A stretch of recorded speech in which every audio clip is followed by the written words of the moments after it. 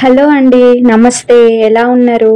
ఇక్కడైతే వర్షం పడుతుందండి. వర్షం పడుతుంటే వేడివేడిగా ఏదైనా తినాలి అని అనిపిస్తుంది. అందుకే నేను ఏం చేశానంటే ఈరోజు గుంట పొంగనాలు చేయడం అనేది చూపియాలనుకున్నాను. చూసేయండి మరి ఈ వీడియోలో. వీటిని గుంట పొంగనాలు అంటారు, లేదా పొంగనాలు అని కూడా అంటారండి. రేషన్ బియ్యం తీసుకోవాలండి. ఈ పొంగనాలకు, దోశలకు రేషన్ బియ్యం అయితే చాలా బాగుంటాయి. లేకపోతే మీ ఇష్టం, ఎలాంటి రైస్ అయినా తీసుకోవచ్చు. ఒక 3 కప్స్ రేషన్ బియ్యం తీసుకుంటే 1 కప్పు మినుములు తీసుకోవాలండి. వాటర్ పోసుకొని నానబెట్టేసుకోవాలండి. అండ్ అలాగే రేషన్ బియ్యం అనేది గాలించుకోవాలండి. అందుకే సపరేట్ గా తీసుకోవాలి. ఇవి గాలించుకోవాలి కాబట్టి 1 టేబుల్ స్పూన్ మెంతులు, 1 టేబుల్ స్పూన్ కందిపప్పు వేసుకోవాలండి. శుభ్రంగా వాష్ చేసుకొని ఈ విధంగా నానబెట్టేసుకోవాలి. 1.5 టేబుల్ స్పూన్ అటుకులు తీసుకొని సపరేట్ గా నానబెట్టేసుకోవాలండి. ఇవి రైస్ లో వేసి నానబెడితే మెత్తగా పిండి అవుతాయి. అందుకని వీటిని సపరేట్ గా నానబెట్టుకోవాలి. మినుములు, రైస్ కలిపి నానబెట్టేసుకోండి. ఆఫ్టర్ 6 to 8 అవర్స్ అండి ఈ విధంగా మొత్తం మంచిగా నానిపోతాయండి ప్రాపర్ గా. ఇప్పుడు ఒక మిక్సీ జార్ తీసుకొని ఆ మిక్సీలోకి ఈ రైస్, నానిన రైస్, మినుములు అండ్ అలాగే అటుకులు కూడా నానబెట్టుకున్నాం కదా, అవి కూడా వేసుకొని గ్రైండ్ చేసుకోవాలండి. మినుములు నానబెట్టుకునేటప్పుడు సపరేట్ గా నానబెట్టుకోవాలండి. ఎందుకంటే అందులో ఇసుక అలాంటివి ఏమి ఉండవు కాబట్టి మనము గాలించాల్సిన పని లేదు. రైస్ మాత్రం గాలించుకోవాలి. గాలించుకున్న తర్వాత ఇవి రెండు కలిపి ఒక దాంట్లో నానబెట్టేసుకోవచ్చు. పెద్ద బౌల్లో నానబెట్టేసుకోవచ్చు. ఇక్కడైతే ఆఫ్టర్ గ్రైండ్ అయిన తర్వాత చూడండి, పేస్ట్ ఈ విధంగా రావాలి. ఇలా మెత్తగా మంచిగా పేస్ట్ అనేది రావాలండి. ఆ విధంగా గ్రైండ్ చేసుకోవాలి. మనం ఇక్కడ గ్రైండ్ చేసుకున్న తర్వాత దీన్ని ఒక స్టీల్ డబ్బాలోకి ట్రాన్స్ఫర్ చేసేసుకోవాలండి. స్టీల్ డబ్బాని ఎందుకు తీసుకోవాలి అంటే క్రిములు, కీటకాలు, కాక్రోచ్లు ఇలాంటివి అనేవి మంచిగా పోకుండా గట్టిగా ఉంటాయి మూతలు. అందుకని మన స్టీల్ డబ్బాలోనే దీన్ని ఓవర్ నైట్ అనేది నానబెట్టేసుకోవాలి. ఒక 12 అవర్స్ నానబెట్టేసుకోవాలండి. సారీ అండి, ఇక్కడ నెక్స్ట్ డే మార్నింగ్ పిండి పులిసిన తర్వాత ఎలా ఉంటది అనేది చూపియాలనుకున్నాను. బట్ ఇక్కడ కుదరలేదు. ఆ క్లిప్ తీసాను కానీ వీడియో మిస్ అయిపోయిందండి. ఇప్పుడు మనం స్టవ్ ఆన్ చేసుకున్న తర్వాత ఇట్లా పొంగనాల పెనం పెట్టుకోవాలండి. దీన్ని ఈ ప్యాన్ పెట్టుకున్న తర్వాత ఆయిల్ అనేది పోసేసుకోవాలి. ఈ గుంటల్లా కనిపిస్తున్నాయి కదా, వాటిల్లో ఆయిల్ అనేది పోసేసుకోవాలండి. ఇక్కడ పిండి బ్యాటర్ అనేది నేను ఆల్రెడీ మిక్సీ జార్ వేసినప్పుడే చూపించాను. అదే బ్యాటర్ మెయింటైన్ చేయొచ్చు అండి. ఇంకా అవసరం లేదు, మళ్ళీ పిండి సపరేట్ గా కలపాల్సిన పని లేదు. ఇక్కడ సాల్ట్ మీ రుచికి తగ్గట్టు వేసుకోండి. ఇప్పుడు ఒక గరిటెతో పిండి తీసుకొని, ఆ గరిటె గాని గెంటె గాని అంటారు, ఆ గెంటె తోటి చిన్నగా ట్రాన్స్ఫర్ చేసుకోవాలండి. ఆ గుంటకు సరిపోని పోసుకోవాలి పిండి అనేది.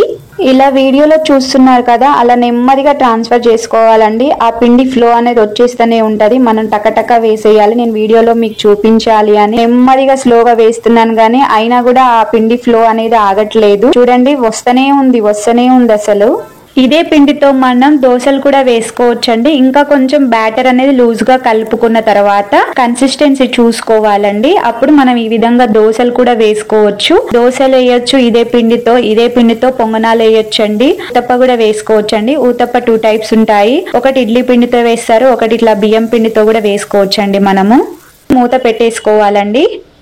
మంట అనేది మీడియం ఫ్లేమ్ లో పెట్టుకోవాలండి. హై ఫ్లేమ్ పెట్టుకుంటేనే మాడిపోతుంది, లో ఫ్లేమ్ లో పెడితేనేమో లేట్ అవుతుంది. అందుకని మీడియం ఫ్లేమ్ లో పెట్టుకొని వంట అనేది చేసుకోవాలి. ఆఫ్టర్ ఒక 2-3 మినిట్స్ ఉడికిన తర్వాత మూత తీసి ఈ విధంగా వాటిని రివర్స్ లోకి ట్రాన్స్ఫర్ చేసుకోవాలి. ఇది కిందివి పైకి ట్రాన్స్ఫర్ చేసుకోవాలండి.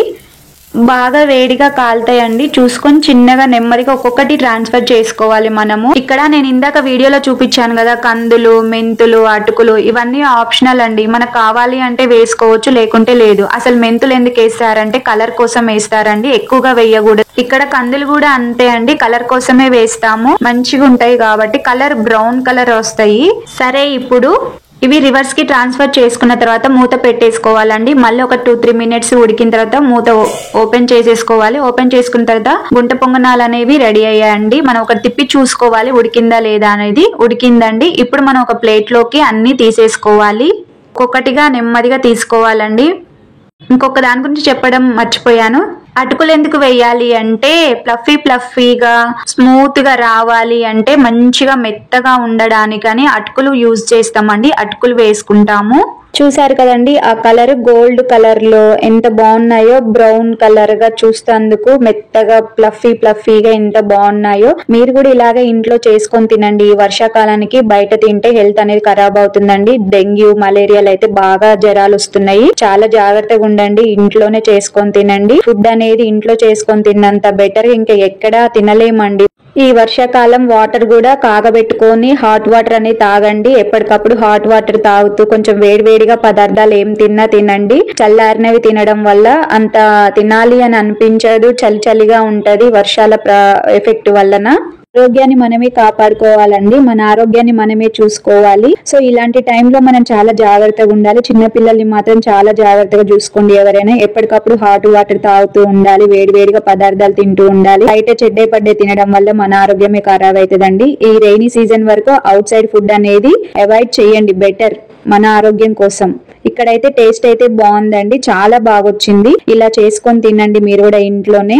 ఇంకా నా ఛానల్లో మిల్లెట్స్ తో మసాలా దోశ ఎలా చేయాలి అనేది, అండ్ అలాగే ప్లెయిన్ దోశ ఎలా చేయాలి అనేది, పునుగులు కూడా ఎలా చేయాలి అనేది నేను వీడియోస్ చేసి పెట్టానండి. మన ఛానల్లో ఉన్నాయి, డిస్క్రిప్షన్ లో లింక్ ఇస్తాను. ఎవరైనా చూడాలి అనుకున్న వాళ్ళు చూడండి. Thanks for watching. Bye bye.